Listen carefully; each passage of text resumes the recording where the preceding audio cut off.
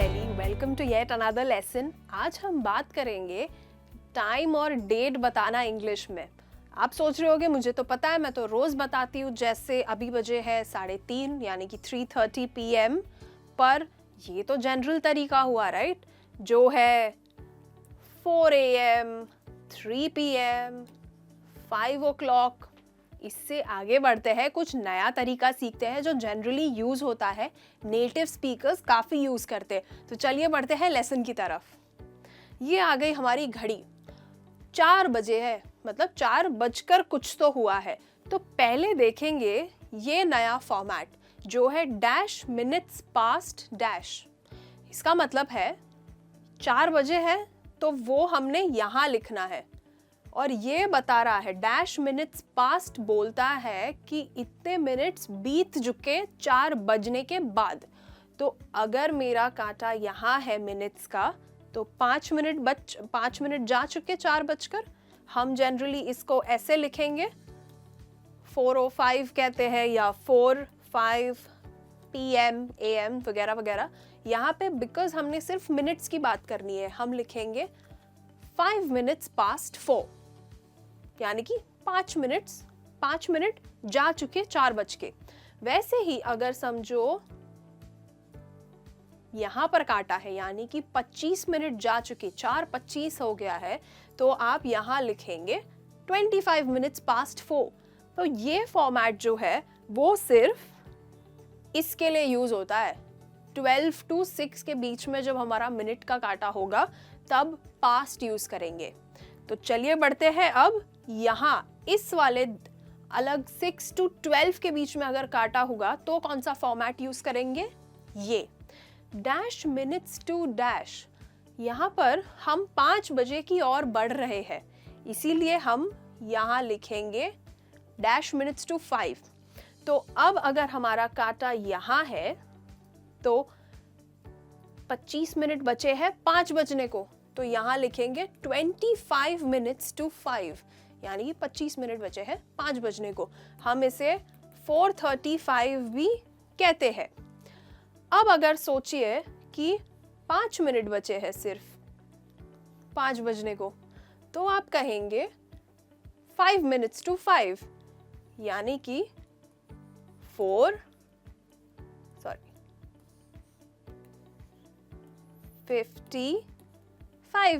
पर ये तरीका थोड़ा अलग है, 5 minutes to 5। तो आई होप ये क्लियर है कि 12 से 6 के लिए हम यहाँ पास्ट लगाएंगे, और जितने बज चुके हैं, यानी कि 4 पर हमारा तभी काटा था तब 4 लिखा है, 6 के बाद में 5 बजने वाले हैं, तो जितने भी बजने वाले हैं वो हम यहाँ लिखेंगे। आई होप ये क्लियर था। और एक एग्जाम्पल देखते हैं। अगर काटा यहाँ हो, यानी कि 40 मिनट बीत चुके 4 बजकर, पर 20 मिनट बचे हैं 5 बजने को, तो हम कहेंगे 20 minutes to 5। आई होप ये क्लियर था। तो चलिए बढ़े आगे। 15 minute इंटरवल। 15 minute इंटरवल वो है कि हमने पूरे घड़ी को 4 हिस्सों में बांट दिया है, और हम 15-15 मिनट के इंटरवल्स के बारे में बात करेंगे। मैं इसको थोड़ा क्लियर कर देती हूँ। ये रहा, 15-15 मिनट में बात करेंगे।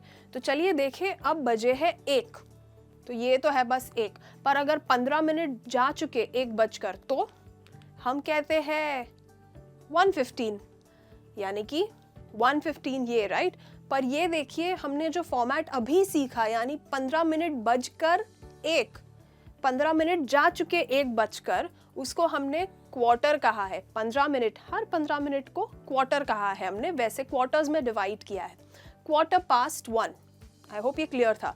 अगर समझो कि ये तो पहला क्वार्टर हो गया, अगर अब मैंने 1:30 बजे की बात करनी है, तो हम क्या कहेंगे? 2:15 नहीं। अगर आप देख सको तो ये पूरे को जिसने हमने 4 हिस्सों में बांटा है, उसमें आधा पोर्शन हमने कवर कर दिया है, तो हम कहेंगे 1/2 या 1:30। 1/2, यानी आधा जो है, आधा एक्चुअली पास हो चुका है, उस घंटे का आधा हिस्सा पास हो चुका है। अब अगर 1:45 के तरफ आए तो क्या कहेंगे? अब तो हमने सीख लिया 2 क्वार्टर्स 3 क्वार्टर्स नहीं कहना है, 1 क्वार्टर बचा है तो हम वो कहेंगे 1:45 क्वार्टर टू 2, यानी 2 बजने में 1 क्वार्टर बाकी है, 15 मिनट बाकी है। आई होप ये क्लियर था। और दोस्तों ये याद रखें कि जनरली अगर हमने वो पिछले वाले फॉर्मेट में आप देखो तो डैश मिनट्स टू 1 या डैश मिनट्स पास्ट 1, उसके 15 मिनट अगर आप बोल रहे हो तो आप 15 मिनट्स पास्ट 1 ऐसे नहीं कहोगे 1:15 के लिए, हम क्वार्टर पास्ट 1 कहेंगे। वो कहना गलत नहीं है पर ये कॉमन तरीका है। चलिए बढ़ते हैं आगे।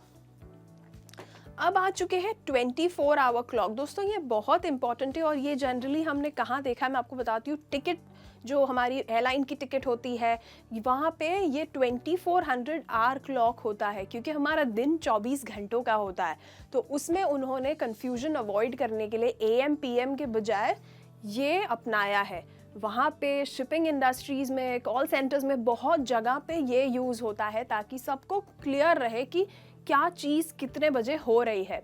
और इसमें कंफ्यूज होने वाली कोई बात नहीं है, क्योंकि बेसिक एग्जाम्पल, बेसिक मैथ्स है जो है 12 बजे के बाद अगर समझो दोपहर के 1 बजे है यानी कि 1300 आवर्स, तो आप उसे या 1 PM कहते हैं। पर 1300 के लिए आपने देखा 12 हमने सिर्फ प्लस कर दिया है 1 को, तो 12 + 1 हमारा 13 हो गया है। तो जब भी आपको 2400 आवर क्लॉक चाहिए आपको बस 12 ऐड कर देना है। तो अगर समझो ये है, ये 10 + 12 हो गया 22, तो 2200 आवर्स हुए। सो इफ अगर आपसे कोई पूछे that hey what time is the meeting, आप कह सकते हो इट्स एट 2200 आवर्स। देखा कितना सिंपल था। चलिए बढ़ते हैं आगे। पार्ट्स ऑफ द डे, ये ना जनरली बहुत हम यूज़ करते हैं जब हमें पता नहीं है कि कितने बजे एग्जैक्टली होता है, पर अंदाज देना होता है कि दिन के कौन से हिस्से में हमने बोलना है।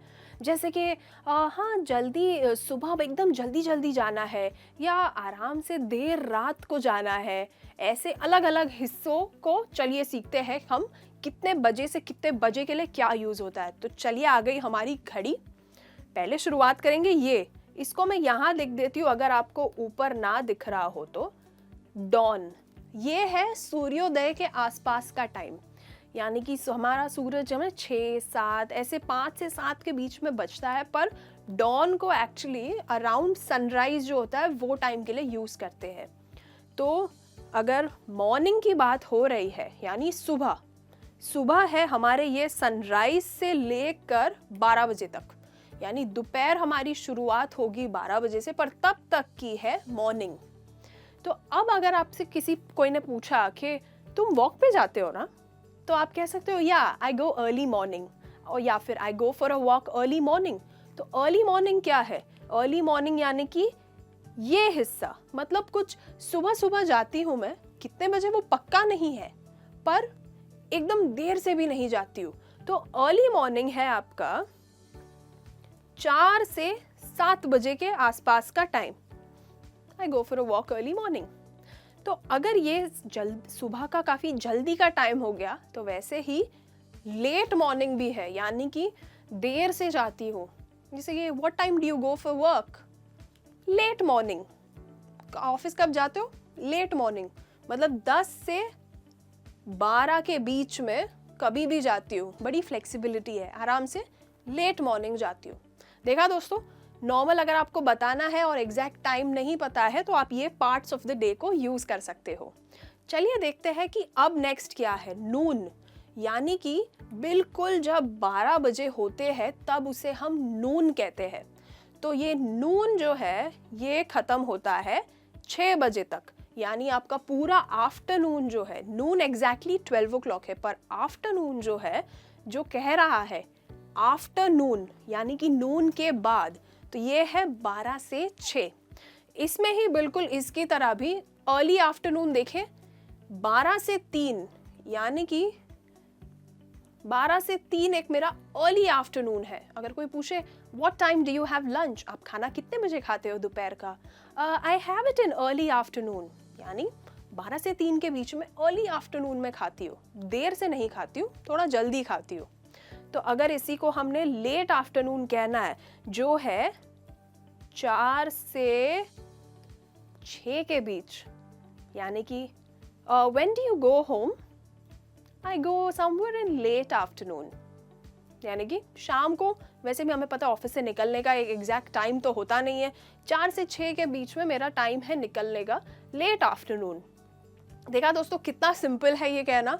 तो अब ये तो हो गई दिन की बात, अब चलते हैं रात की बात करने। रात को हम सन डाउन को, यानी कि हमने सूर्योदय का देखा था, सूर्योदय के आसपास का टाइम था डॉन, ये है डस्क। तो जब सूर्योदय हो जाता है उसके टाइम को डस्क कहते हैं। तो इसका देखे इवनिंग, यानी हमने दोपहर देखा था, अब इवनिंग है। इवनिंग आपकी शुरू हो रही है 5 से 10 बजे तक। देखिए कितना बड़ा है ये इवनिंग, यहाँ से लेके यहाँ तक 5 से 10 पूरा। अगर आपको एग्जैक्टली बताना नहीं है कि अर्ली इवनिंग, लेट इवनिंग, आपको जस्ट इवनिंग की बात करनी है, आप कह सकते हो हाँ the party will start in the evening, मतलब ये टाइम में कभी भी बीच में तुम आ सकते हो, पार्टी शुरू हो चुकी होगी।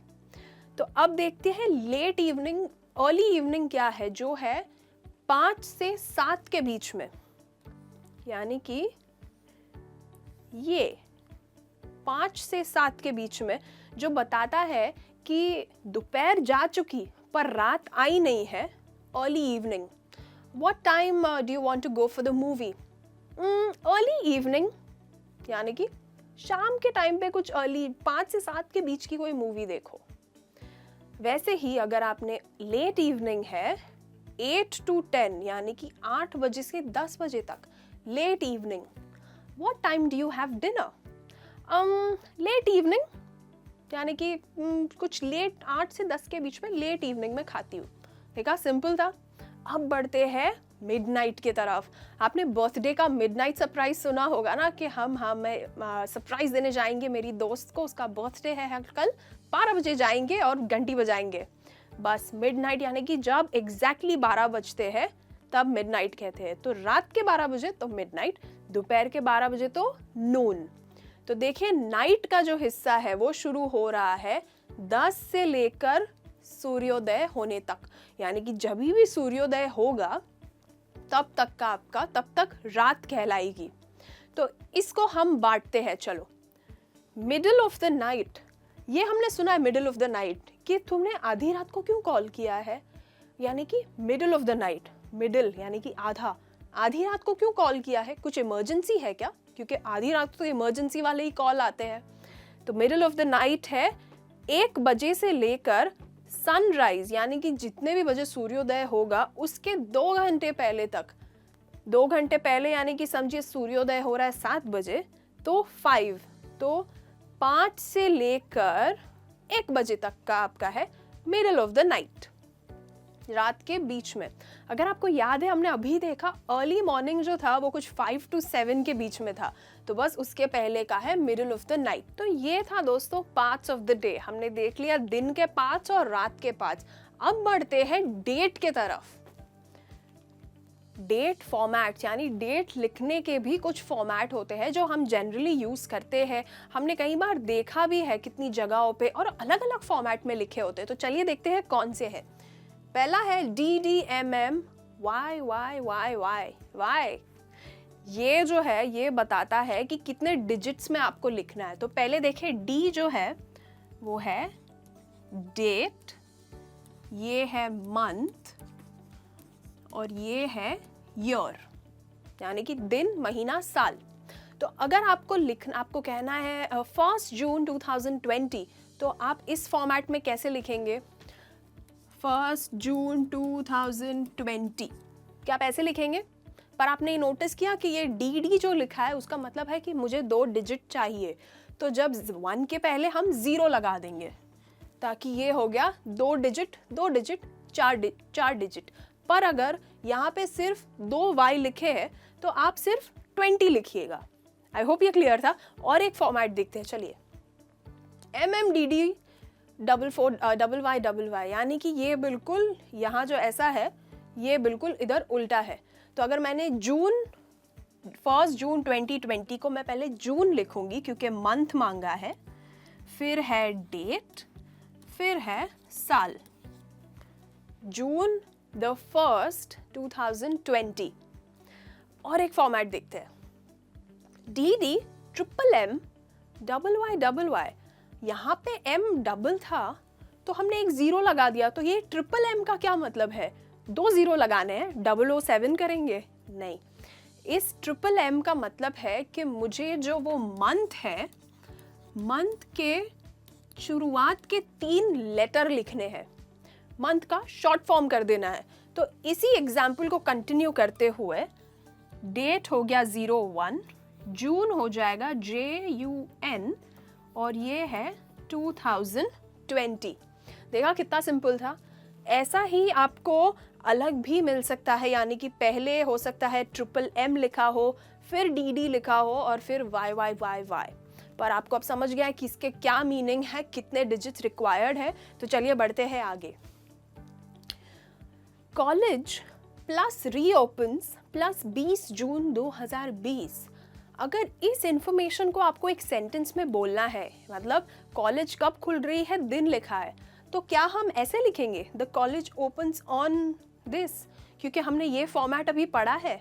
नहीं, ये फॉर्मेट जो है वो लिखते वक्त नहीं यूज़ होता। अगर आपको कहीं डेट एंटर करनी है तब ये फॉर्मेट यूज़ होता है।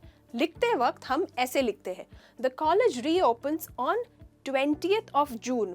अगर आपको साल लिखना है तो ऐसे ऊपर अपॉस्ट्रोफी करके 20 ऐसे लिखेंगे, the college reopens on 20th of June 2020। तो हम लिखेंगे 20th ऑफ, फिर जो भी महीना हो। आई होप ये क्लियर था। तो चलिए बढ़ते हैं आगे। अब टाइम और डेट को मिलाकर देखें।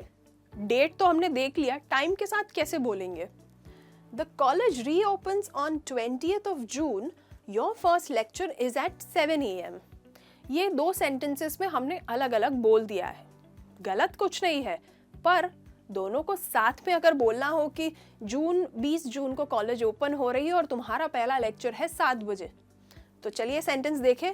Your first lecture after the college reopens is on 20th of June at 7 AM. तो यहाँ पे मैंने बोल दिया है कि your first lecture after the college reopens, यानी वही इन्फॉर्मेशन को मैंने ज्वाइन कर लिया है कि पहला लेक्चर तुम्हारा कॉलेज ओपन होने के बाद 20 जून को है 7 बजे। देखा कितने इजीली मैंने ये एट लगा दिया और टाइम बोल दिया है। और क्योंकि मैंने डेट और टाइम दोनों साथ में बोलना था एक सेंटेंस में, तो मैंने ये प्रेपोजिशन यहाँ ऑन यूज़ किया है, यहाँ पे एट यूज़ किया है। On 20th of June at 7 AM, क्योंकि वो एग्जैक्टली एक टाइम बता रही हूँ कि एट 7 AM। आई होप आपको सारी फॉर्मेट समझ आ गए हैं और अब कोई कन्फ्यूजन नहीं है। तो मैं एली आपसे अब लूँगी विदा, मिलूँगी नेक्स्ट वीडियो में। तब तक के लिए लाइक कीजिए इस वीडियो को, शेयर कीजिए अगर पसंद आया, और keep learning English. Bye.